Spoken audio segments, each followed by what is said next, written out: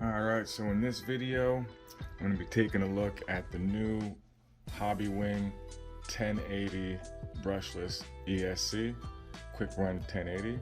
This is the G2 version, which is the updated version of the original Hobbywing 1080 brushless ESC. So, let's get into it.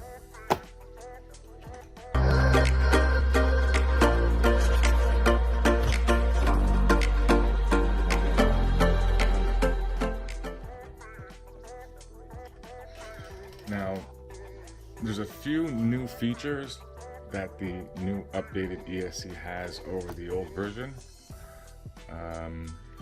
There's a new drive mode.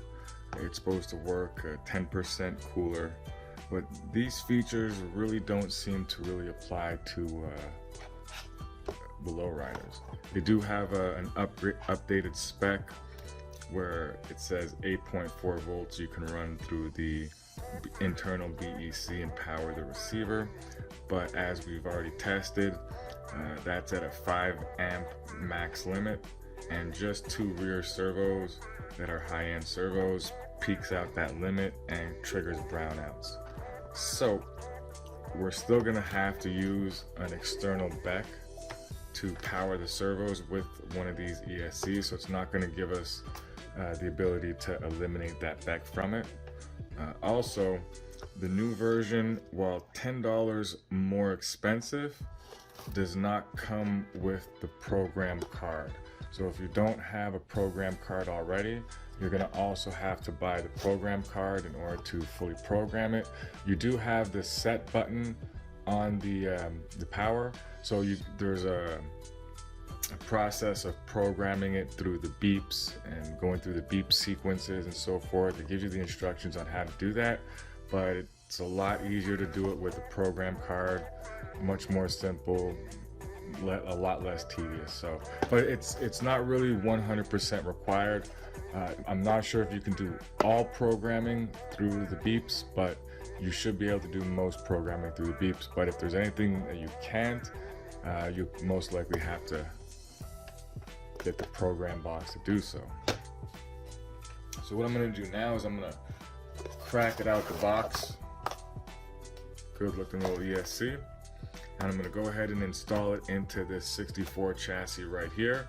And we're going to check out these new drive modes and just see what that's about. All right, so how does this new real car drive mode work? Well, essentially, I have the 2 added connectors plugged into channel 5 and 6 because I have my rear connected to channels 3 and 4. Now, in order to fully connect the ESC, you're going to have to plug into 3 different channels. When it comes to the 2 additional wires, one of them is for the rear car reverse and forward control. The second one is for the brake bias or brake strength. So on one stick, basically, what's going to happen is one stick is going to control how strong the brakes are, and the other stick is going to control which direction the drive wheels go, if it's going to be either in forward or reverse. So going up is what I need to be to go forward. So as we hit that switch, see it goes forward. Then if you flick the switch down, now it goes in reverse. Now for the brake bias switch, I have it over here. So the higher the stick is, the more stronger the brakes are. Honestly, these are really things that are completely useless for the Lowriders. So to be quite honest, it's not something, I mean, it adds a bunch of wires, takes up channels that we could use for other things. Number one, the hop servo in the front. Now the best way to get the hop servo to work would be to take out the brake balance one. So once you take out the channel 6 servo for brake balance, then you can plug in the hop servo and it'll work fine. The problem is you're going to have a a loose lead sitting inside the chassis. So I don't know, when it really comes to this new drive mode and all the features that have been given to the new G2 version, they really are not for us. I mean, it does make the ESC cost more. I mean, the initial purchase price is $10 more for the G2 than it is for the old G original. And the original already comes with the program card. It's not something you have to buy separate.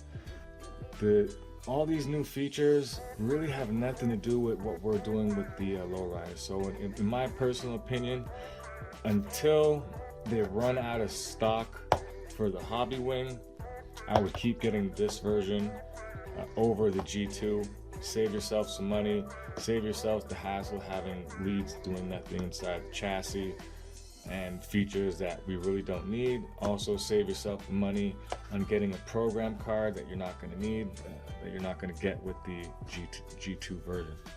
I mean, all in all, really, there's nothing really for us with this new version. So unfortunately, it would have been nice if, you know, there was some difference in the way the performance was, how smooth it was, but it's literally the exact same. There's like no changes whatsoever to how the rest of the stuff operates. It's just the new features. It says it's supposed to run 10% cooler, but we don't really, you know, go out bashing and trail crawling through a bunch of stuff to really put a high demand on it. So I've never gotten my ESC hot before. So it being able to cool 10% more efficiently, again, really doesn't make a difference for us when we don't get it hot enough to need it anyways.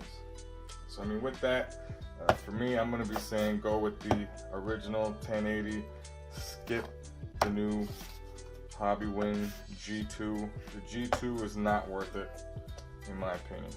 So with that, I hope you liked the video, and I'll catch you in the next one.